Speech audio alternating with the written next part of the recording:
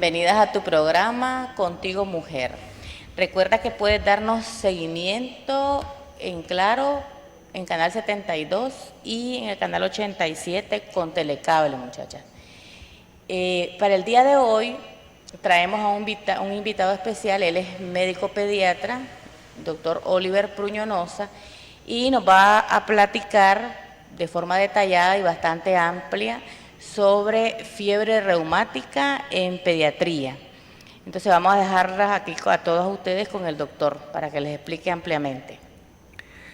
Muy buenas noches. Hoy hablaremos de una complicación que no es tan frecuente, pero que sí se presenta en nuestro medio.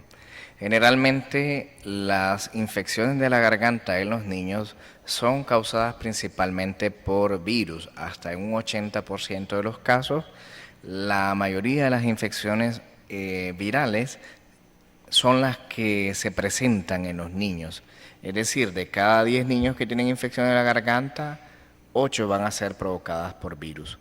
Pero cuando se trata de infecciones bacterianas de la garganta, existe un germen que se llama estreptococo del grupo A, que este es el germen que más frecuentemente causa infecciones bacterianas en los niños, principalmente en los niños comprendidos las edades entre los 5 y los 15 años.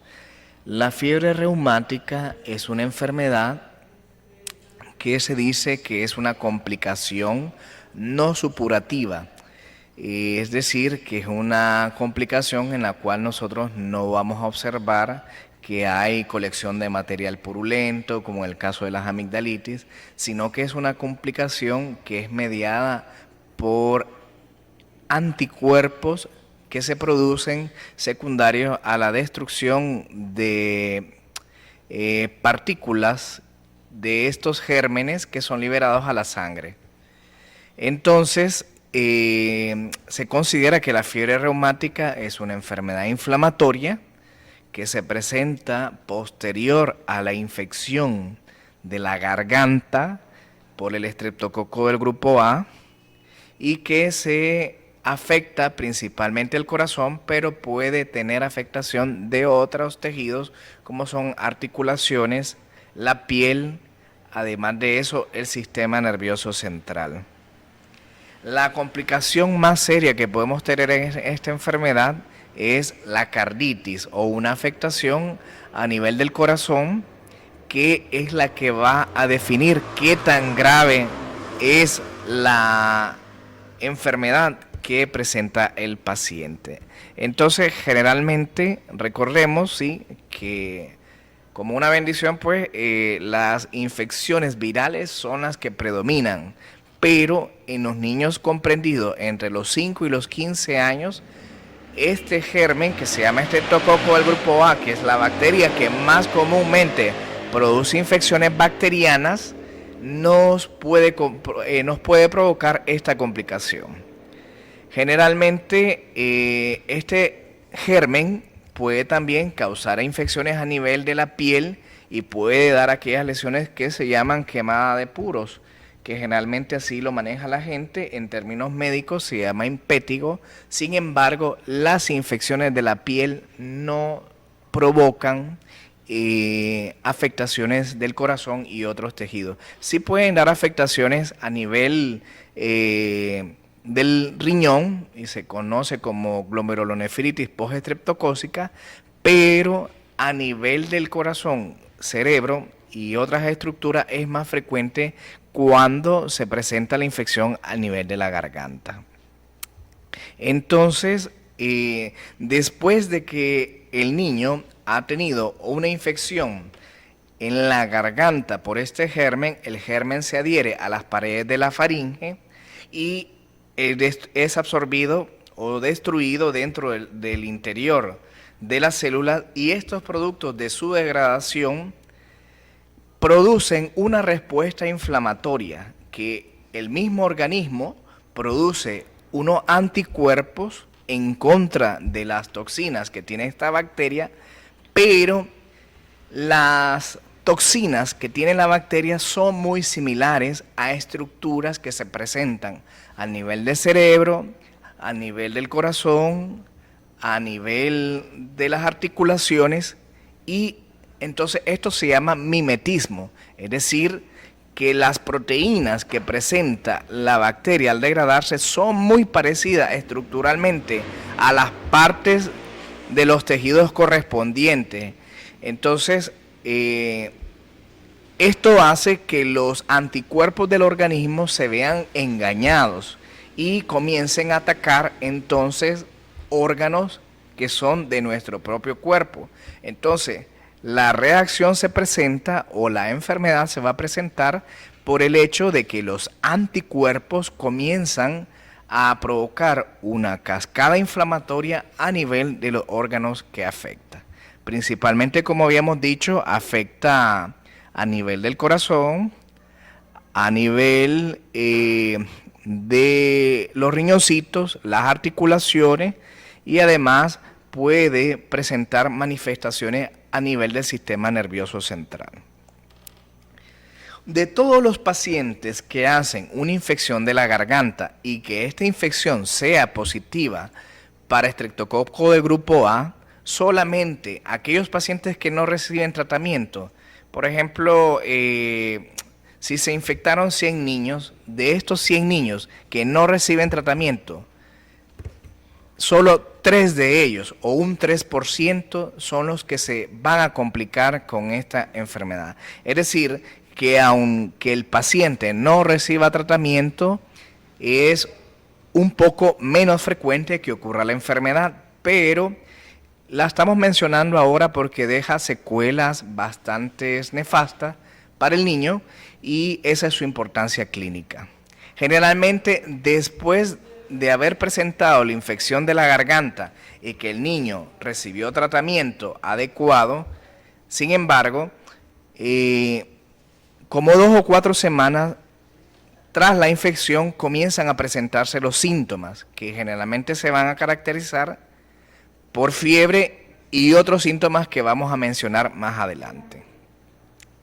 Hasta un 60% de estos pacientes que al final presentan fiebre reumática van a tener un daño cardíaco. Entonces es importante que cuando nosotros ya diagnosticamos a los pacientes le demos su seguimiento oportuno. Generalmente se dice que estas patologías son propias de los países en vías de desarrollo e influyen condiciones de mala higiene, condiciones de hacinamiento, que significa que en nuestros hogares viven muchas personas relativamente a la vivienda, o sea que generalmente en nuestras viviendas hay algunas ocasiones en que viven hasta 3, 4 familias. Eso hace de que cuando uno tiene un proceso respiratorio, pues con mucha facilidad por el contacto íntimo, entonces facilita las infecciones a las otras personas. Eso se llaman condiciones de hacinamiento. También condiciones de mala higiene personal y condiciones socioeconómicas son un factor importante. De tal manera que, por ejemplo, en países como Estados Unidos, por cada 100.000 niños que presenta la población, apenas 0.5, un niño se enferma de este problema, mientras que en nuestro medio hasta 50 niños se pueden enfermar por esa misma cantidad, por 100.000. Significa que nosotros tenemos una incidencia de 100 veces más países que tienen mejores condiciones higiénico-sanitarias. Y como habíamos dicho anteriormente, principalmente este problema se presenta entre los 5 y 15 años de edad, porque es el grupo etario en que las infecciones bacterianas por este germen son más frecuentes. Sí se pueden presentar en niños menores, pero son más raras, y generalmente en adultos jóvenes o en adultos es un poquito menos frecuente. Entonces, el grupo en que principalmente se presenta, pues son los niños entre los 5 y los 15 años. También hay predisposición a temporadas, por ejemplo, en los periodos de lluvia, que es cuando hay mayor reproducción de bacterias, Además de eso, los cambios de temperatura y el contacto íntimo de las personas, como le dije, en condiciones de hacinamiento, pues son factores que favorecen que presentemos esta infección. Lo importante es que se pueden aplicar signos clínicos que me orientan a que esta infección no es una infección viral, sino que es una infección bacteriana. Generalmente la inflamación en la garganta presenta exudados o se mira que en la garganta hay pus. Eso es un factor que me habla a favor de la posibilidad de que se trate de un cuadro bacteriano. Además de ello, los niños presentan unas pelotitas o unas masas a nivel del cuellito, o pueden presentarlo en la región occipital, que son dolorosas a la palpación y son grandes.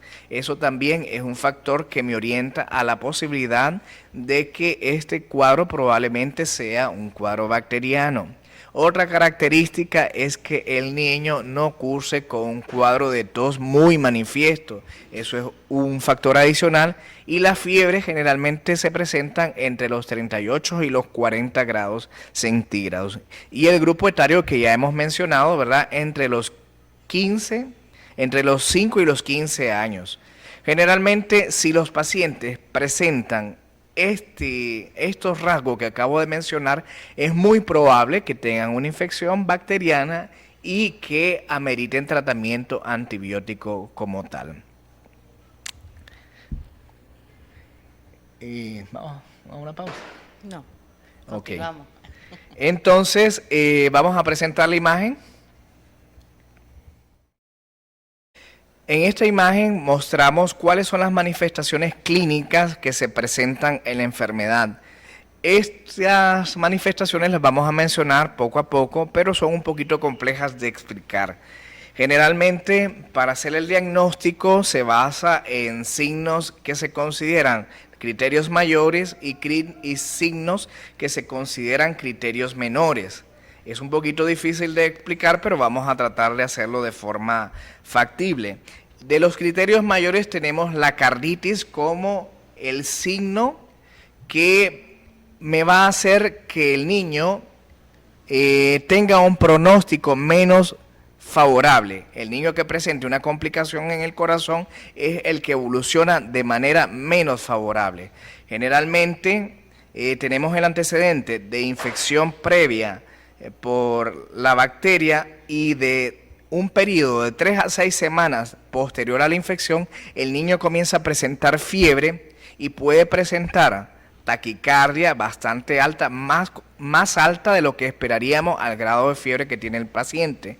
Además de eso, el corazoncito se inflama y puede funcionar de manera inadecuada. La característica principal o el daño principal se presenta a nivel de el corazón está dividido por válvulas que me permite la salida de la sangre, pero no el retorno. Entonces, una de las válvulas que se llama válvula mitral es la que generalmente está afectada. Además, podemos encontrar datos de insuficiencia cardíaca. El niño puede de una vez presentar una insuficiencia cardíaca y puede fallecer como primer dato de esta enfermedad. No es lo más frecuente, sino que lo más frecuente es que presenten infecciones a nivel de esta válvula que se llama válvula mitral, y que esto me vaya a conllevar a que el niño haga algún dato de insuficiencia cardíaca que se puede manifestar por dificultad respiratoria, por cansancio, por ruidos pulmonares que se llaman crépitos y por un corazón por un hígado que es congestivo o un poquito grande. En estos casos pues se debe manejar como una insuficiencia cardíaca. El otro dato que se debe tomar en cuenta como criterio mayor es las poliartralgias o la artritis. Las artritis generalmente en este caso son dolores articulares que se presentan en los niños. Por cierto, uno de los síntomas por los que más frecuentemente llegan los niños son los dolores articulares. Pero en este caso, el dolor articular es muy discapacitante. Además, acuérdese que está acompañado de fiebre tiene el antecedente de una infección previa de la garganta, y las articulaciones que más se afectan principalmente son las articulaciones grandes, las rodillas, los codos, los tobillos. Menos frecuentes se pueden afectar los dedos o las muñecas, o inclusive se puede afectar la cadera. ¿Qué es la característica principal? Que las articulaciones son muy dolorosas, están inflamadas, tienen aumento de calor local, o sea, están calientes cuando se palpan, y generalmente como 1 o 2, 3 días de haber tenido inflamación en una articulación, comienza a mejorar los síntomas en esa articulación. Por ejemplo, si comenzó en la rodilla y unos 2 días después va mejorando la sintomatología, pero comienza la inflamación a nivel del tobillo. Entonces, tiene 2 articulaciones tomadas, pero en una va desapareciendo la inflamación y en la otra está comenzando a aparecer. Eso se llama entonces artritis migratoria, que esa es una de las características principales. Lo otro es que generalmente este tipo de artritis no se asocia en ambas rodillas. Por ejemplo, si me dio en la rodilla izquierda, generalmente no hay dolor a nivel de la rodilla derecha. Entonces es una artritis que se llama asimétrica, es una artritis que es migratoria, que hay mucha limitación funcional, es decir, el niño no camina, el niño tiene mucho dolor a la movilización, y ese es el segundo clínico. El segundo dato que me orienta a esta enfermedad. El tercer dato que me puede orientar a esta enfermedad se llama corea. La corea es una palabra que viene del griego que significa danza. Entonces los pacientes presentan un temblor en el organismo que se va a caracterizar por movimientos involuntarios e incoordinados de los miembros, generalmente los miembros superiores, pero también a nivel de la cara el paciente va a tener movimientos que se llaman fasciculaciones o movimientos involuntarios que parecieran tic, como abrir y cerrar los ojos, pero asociados también al temblor. La característica de este temblor es que generalmente puede durar algunos meses, pero también el paciente puede tener cambios en su patrón neurológico, en el sentido que emocional, que puede tener una sensación de persecución, puede tener la habilidad para el llanto, tiene un cambio en el comportamiento. Generalmente estos síntomas pueden durar hasta 3 meses y se pueden presentar, es el único síntoma que se puede presentar hasta 1 año después de haber tenido la infección por este germen. Entonces, eso se llama mal de San Vito o el temblor que se presenta en las personas, pero que generalmente también se va a asociar a alteraciones neurológicas en el comportamiento. La otra característica que presentamos son manchas en la piel que se llama eritema marginado, que generalmente son manchas que pueden ser serpenteadas o que pueden ser redondas, con un centro blanquecino, que generalmente no pican, se presentan principalmente en el tronco, en las extremidades, pero casi nunca en la cara. La característica de estas es que cuando uno hace presión desaparecen y también con el frío desaparecen. Entonces esas son las características. Y algo que se llaman nódulos subcutáneos. Los nódulos subcutáneos son unas masas que son aproximadamente, pueden ser muy pequeñas y hasta 2 centímetros pueden ser de tamaño, y se presentan principalmente en la región posterior de los codos, de las rodillas, de la región de la espalda, o pueden presentarse a nivel del cuello. Con estas características, con 2 de estas características, yo ya sospecho que el paciente puede tener esta patología. El único criterio en este caso que me habla de que el niño tiene una fiebre reumática y que no requiere de otros criterios es el daño que tiene en el corazoncito, que generalmente es evidenciado por un cardiólogo y que le hace un examen que se llama ecocardiograma al niño y que me va a determinar el grado de severidad que tiene de afectación cardíaca. Otras consideraciones u otros criterios que son los criterios menores es la misma presencia de fiebre, las artralgias que, a diferencia de las artritis, pues son dolores articulares, pero que generalmente son de forma menos intensa y sí pues no tienen la característica de ser migratoria como lo acabamos de mencionar. Y hay algunas pruebas que pueden mostrar que tuvimos la infección anterior del estreptococo del grupo A como infección de la garganta, y que estas pruebas generalmente la gente la ha escuchado mencionar mucho. En este caso, una de ellas se llama antiestreptolicina o ASLO. Generalmente hay en algunas ocasiones que se indica, si llega un niño por dolor de las articulaciones a la clínica, entonces le mandan estas pruebas, pero estas pruebas generalmente solas o con la presencia de dolores articulares no son criterios para determinar que tengan este tipo de problemas. Entonces, los niveles de antiestreptolicina o ASLO elevados, por encima en algunas ocasiones de 500, pues son susceptibles de que se considera que este paciente tiene el antecedente de infección por esta bacteria. También se pueden hacer exudados faringios o cultivos faringios que me van a confirmar el antecedente de que tuvimos la infección de esta bacteria. Recuerden que generalmente para que nosotros tengamos estas manifestaciones clínicas y digamos que son secundarias a la infección por esta bacteria, tenemos que demostrar que el paciente tuvo en el transcurso de 2 a 6 semanas previa una infección clínica por estreptococo del grupo A.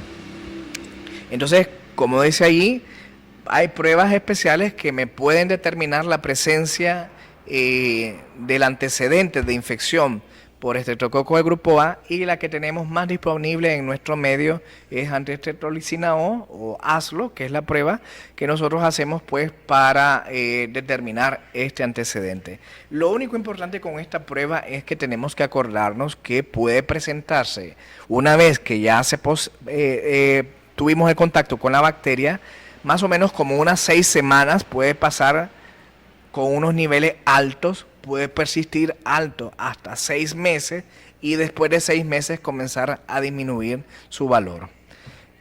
Entonces, pues es una prueba que sirve para tenerla en cuenta como antecedente de que tuvimos la infección, pero tenemos que valorarla en conjunto con todas las manifestaciones previas que ya hablamos. Bien, entonces vamos a hacer un corte comercial, muchachas. Un poquito sobre el tratamiento, ¿verdad? Y algunas maneras de que preventivas, ¿verdad? Para evitar esta enfermedad. Bien, ahora hagamos el breve corte comercial y ya regresamos, por favor.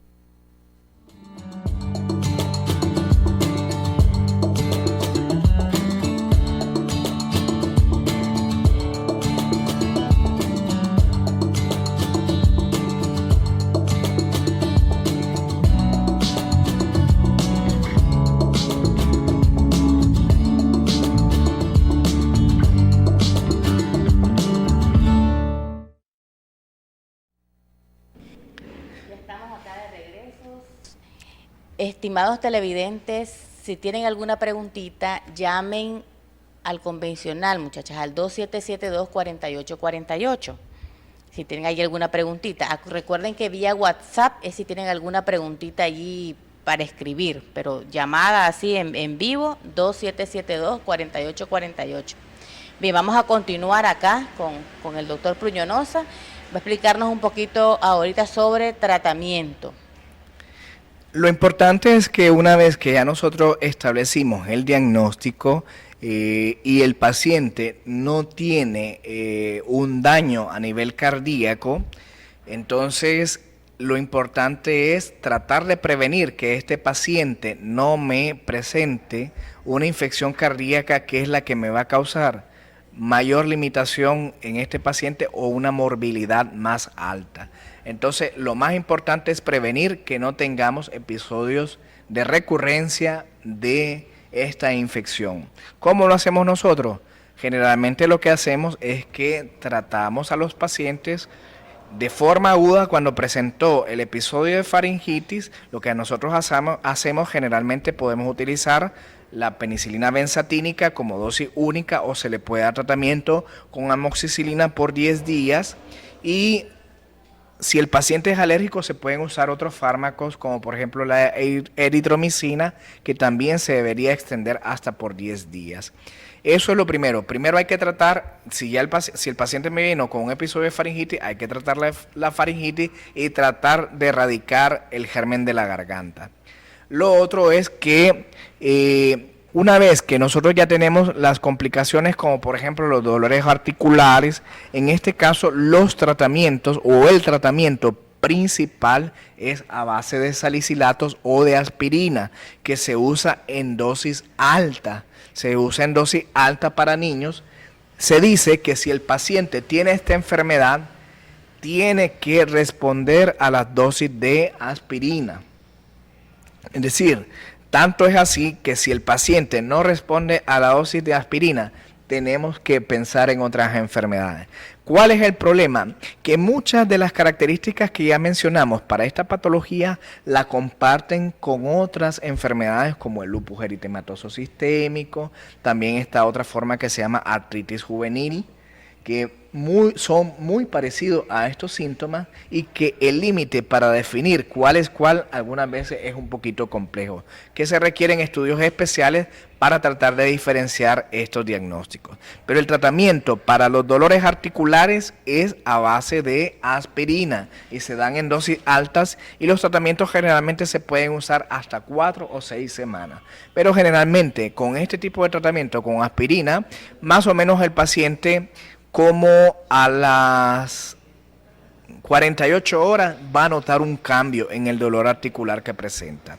En el caso del paciente que presente problemas de daño a nivel del corazón, que se llama carditis, en este caso, en los casos graves, está indicado usar prednisona. Y la prednisona generalmente se puede usar también por un periodo prolongado, en dependencia de la severidad y de la respuesta que nosotros vayamos teniendo en los pacientes. Generalmente se pueden usar algunos reactantes de fase aguda que se llaman BCG y PSR, que se elevan durante el transcurso de la enfermedad y los procesos inflamatorios y me van a servir para determinar cómo va la respuesta al tratamiento que yo estoy implementando. Entonces, en caso del dolor articular se dan salicilatos o aspirina. En el caso de que hay manifestaciones de carditis se da prednisona. La otra sintomatología que podía presentarse, habíamos dicho que era la corea o el temblor que se presentaba. En este caso, el problema es que si los temblores son demasiado fuertes, y son incontrolables, demasiados marcados y no me permiten que la persona tenga una vida cotidiana fácil o se le hace difícil pues al paciente controlar estos síntomas, entonces se usan medicamentos que también son utilizados en epilepsia como la carbamazepina, el haloperidol, se puede usar también el ácido valproico. Eso en cuanto al tratamiento. En el caso de un paciente que ya tiene datos de insuficiencia cardíaca como complicación, entonces estos pacientes se deben de manejar ya hospitalizados y se manejan con fármacos propios para la insuficiencia cardíaca por los médicos a nivel hospitalario, ¿verdad? Entonces, pero los tratamientos pilares son para las artritis la aspirina y para los daños cardíacos la prednisona. Esos son los tratamientos que nosotros debemos de tratar de hacer. Como prevención, el problema con esta enfermedad es que una vez que un paciente ya lo categorizamos como fiebre reumática, el paciente con cada infección por este germen, por el estreptococo del grupo A, con cada infección que el paciente vuelva a presentar de faringitis, puede volver a desencadenar toda la respuesta inflamatoria y puede causar mayor daño a los órganos que ya habían estado dañados. Entonces, en este caso, como tratamiento de prevención, sirve que nosotros tratemos de dar un medicamento que me sirva para que la bacteria no crezca o no se desarrolle a nivel faríngeo. En este caso, el tratamiento va a consistir en El caso de que tenga un episodio nuevo de faringitis, la prevención primaria se hace tratando la faringitis, como ya habíamos dicho, con amoxicilina, con eritromicina, se puede usar también la penicilina benzatínica, pero en los casos de prevención secundaria, que es un paciente que ya tiene antecedentes previos de ser categorizado con fiebre reumática, pero que presenta nuevamente otro episodio que es susceptible de un nuevo evento de fiebre reumática, entonces en estos casos, si el paciente no presenta daño cardíaco, el tratamiento de prevención va a consistir de 5 años o hasta los 18 años de vida. Se le puede dar la penicilina benzatínica y se aplica cada 21 a 28 días. En el caso de los pacientes que presentan un daño cardíaco, el tratamiento de prevención secundaria es de por vida, porque este paciente ya tiene un daño estructural y si él vuelve a tener un nuevo evento de infección, entonces pues puede tener un desarrollo fatal. Entonces, en el caso del paciente que ya tiene una afección a nivel del corazón, el tratamiento es de forma prolongada. ¿Qué son las medidas que nosotros debemos de tratar de hacer? Pues en el caso de que se trate de una infección bacteriana, con los síntomas que les mencioné que podemos sospecharla, entonces en esos casos lo importante es apegarse al tratamiento, cumplir los días que son indicados por los médicos y no abandonar los tratamientos. Lo importante es que algunas veces cuando nosotros tenemos un proceso viral y damos tratamiento antibiótico a los pacientes, el problema es que generamos resistencia, es decir, estos gérmenes generalmente se encuentran a nivel de la boca, pero por alguna razón el organismo como que los tiene a raya. Ellos están ahí viviendo, pero no desencadenan la enfermedad. Si nosotros damos antibióticos, estos gérmenes son inteligentes y comienzan a fabricar sustancias que los protegen de estos antibióticos. Entonces, cada vez que yo voy a tratar a un paciente, voy a requerir tratamientos antibióticos un poquito más fuertes o un poquito más complejos para poder erradicar la enfermedad. En los casos de los pacientes que son alérgicos a las penicilinas, se pueden usar fármacos como la eritromicina para la prevención secundaria y usarlos por tiempo prolongado, pero no son tan eficaces. Por eso el tratamiento principal, la prevención, es con penicilina benzatínica. Ok, doctor. Preguntan vía WhatsApp que si un niño de 7 años de edad que de pronto tenía fiebre puede fallecer del corazón. Que le dijeron de que la causa era fiebre reumática, por lo que habían fallecido. ¿Que el niño falleció? Al final le dijeron de que había fallecido por fiebre reumática. Que sí es posible que haya fallecido por eso. Entonces, mire, en este caso, como habíamos dicho al principio, lo importante es que el paciente tenía que haber tenido el antecedente de 2 a 4 semanas previa, hasta 6 semanas, quiere decir un mes y medio, de antecedente de haber presentado una infección a nivel de la garganta, que esa infección en la garganta se puede demostrar por cultivos, por pruebas, como por ejemplo el antiestreptolicina O, puede también determinarse por cultivo faríngeo, pero si este paciente reunía los criterios que habíamos mencionado anteriormente, que tenía dolores articulares de la forma que habíamos mencionado, además de eso cumplía con estos criterios que habíamos mencionado, sí hay pacientes que pueden presentar una falla importante cardíaca al momento de hacer el diagnóstico y que generalmente son muy complejas o muy difíciles de tratar. Cuando es agudo tiene que ser severo. Sí, vi un caso de una niña que apenas tenía 4 años, que ella tuvo un episodio de faringitis y no fue adecuadamente tratado. o fue adecuadamente tratado, pero desgraciadamente esta niña hizo una complicación y ella lo que hizo fue algo que se llama miocardiopatía dilatada, que lo que hizo fue una reacción inflamatoria en todo el corazón que provocó una insuficiencia cardíaca congestiva y la niña falleció. Bien, tenemos una llamada, doctor. Fíjese que quería hacerle una consulta, doctor. Yo ya tengo 42 años. Desde pequeña padecí de sinusitis y permanecía con dolores en la garganta. Y ahora que tengo ya esta edad, ya me duelen demasiado mis huesos. A veces siento como que las manos se me intumecen y se me hormiguean. No sé si será eso, fiebre reumática. Y a veces yo pienso, bueno, no sé si será recomendable quitarme las amígdalas. Mire, en este caso no cumple los criterios para decir que sea una fiebre reumática. Lo más probable es que en su caso los dolores articulares sean relacionados a otro factor. Pueden ser artritis de los adultos. Hay otra cosa que se llama artritis reumatoidea que no tiene nada que ver con el tema que estamos tocando ahora. Recuerden que lo que habíamos dicho es que generalmente en el transcurso de unas 6 semanas de haber presentado el cuadro de faringitis, la persona va a presentar fiebre de hasta 40 grados centígrados y se va a asociar con los dolores articulares.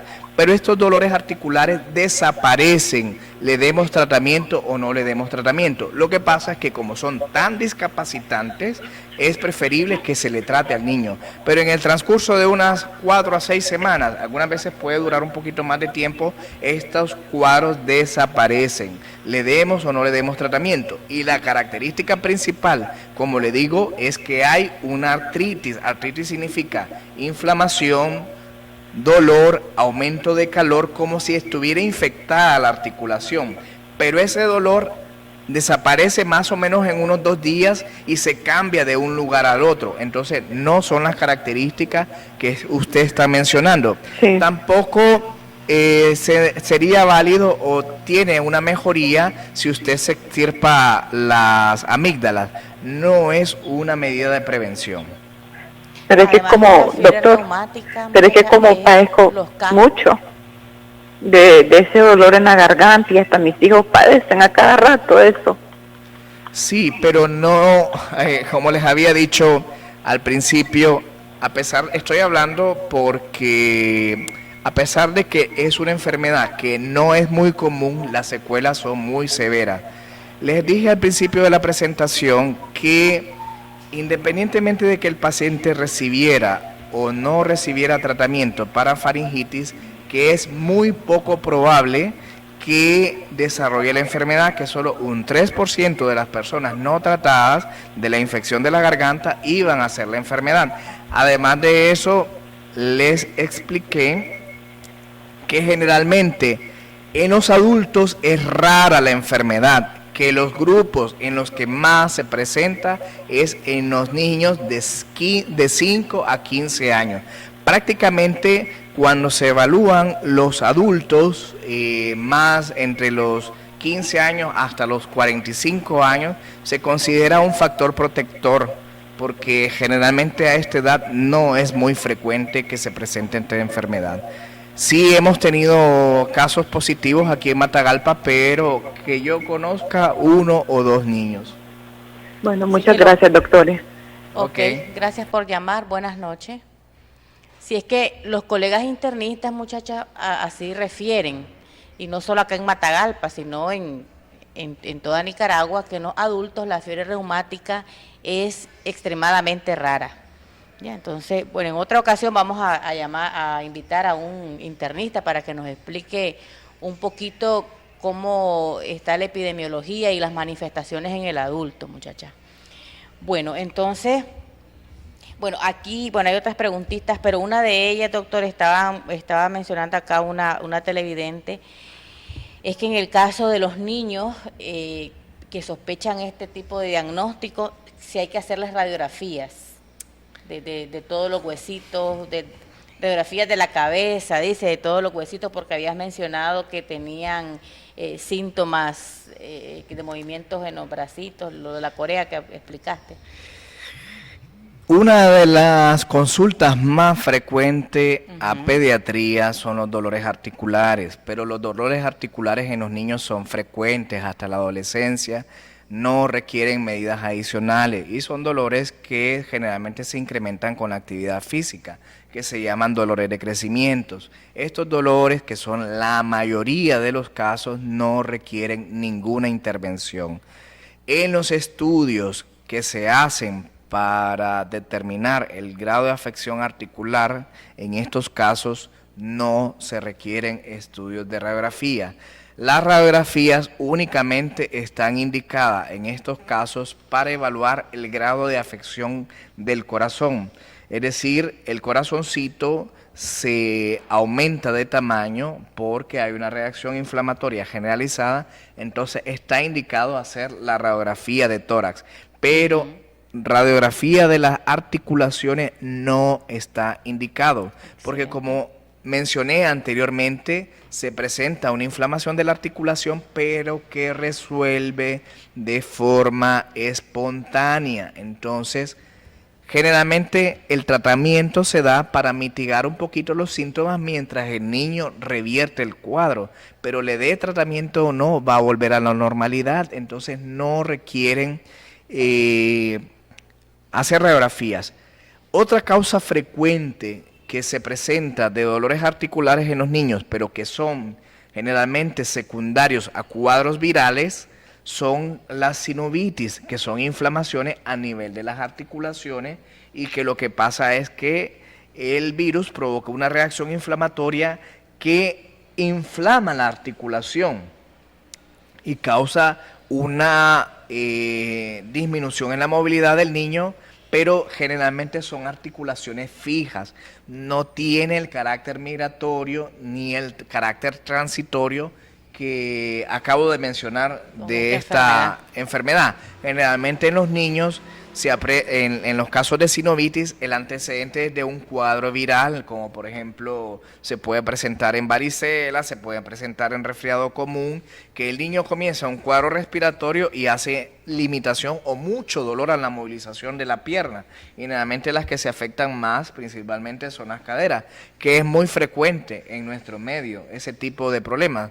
Pero eso es otra cosa, no es fiebre reumática. La mayoría de los niños también, cuando llegan por dolores articulares, se les manda a hacer la prueba que se llama antiestreptolicina O, que se llama ASLO, pero la presencia de positividad de este resultado no es un indicador de que el niño tiene una enfermedad reumática. Tiene que considerarse todos los criterios para que se diga que este paciente tiene una enfermedad reumática. Los dolores articulares en los niños, que son muy frecuentes, generalmente son dolores que ustedes van a ver que no hay inflamación, no hay cambios de coloración y que el niño generalmente pues es un dolor que lo refiere principalmente cuando presenta mayor actividad física, ¿verdad? Pero estos dolores generalmente no son incapacitantes. El dolor de fiebre reumática sí es un dolor discapacitante en el periodo que dura. Y la característica principal es que es de forma migratoria, como habíamos dicho, que se presenta en una articulación y luego como que se mueve de una articulación a otra. Pero en los casos de los niños que presenten dolores articulares, no, pues cada médico en particular va a evaluar si el niño amerita algún estudio adicional o no. Pero para el caso de fiebre reumático no está indicada el uso de radiografías. Perfecto. Pues no nos queda más que agradecer al doctor Pruñonosa por habernos dado la explicación así tan amplia, ¿verdad?, sobre esta enfermedad. Doctor Pruñonosa, muchacha, atiende privado en consultorio médico Contigo Mujer de 4 a 6 de la tarde, de lunes a viernes, y sábado hasta el mediodía, previa cita, vía WhatsApp al 89 28 50 98. Vamos a ver más adelante, sigan enviando WhatsApp, cuáles son aquellos temas que a ustedes les interesan. Recuerden que este programa, lógicamente, pues está dirigido puede decirse un poquito más del 50% en cuanto a salud de la mujer, pero también podemos invitar a otros colegas, muchachas. Si ustedes están interesadas allá en casa en temas de pediatría, medicina interna, urología, pues perfectamente hacemos el contacto con algún colega que esté dispuesto, que tenga esa especialidad para que les pueda dar respuesta a las dudas que ustedes tengan ahí en el hogar. Si además de esta patología ustedes quisieran, ¿verdad?, que el doctor venga acá y nos explique sobre algún otro tema, alguna enfermedad que sea rara o de las que son comunes, entonces pues con gusto le invitamos al doctor y él, si él está disponible, él nos acompaña. Bien, recuerden su cita todos los viernes de 6 a 7 de la noche, muchachas, aquí en su programa Contigo Mujer. Se despide de ustedes, doctora Giovanni Orozco. Buenas noches.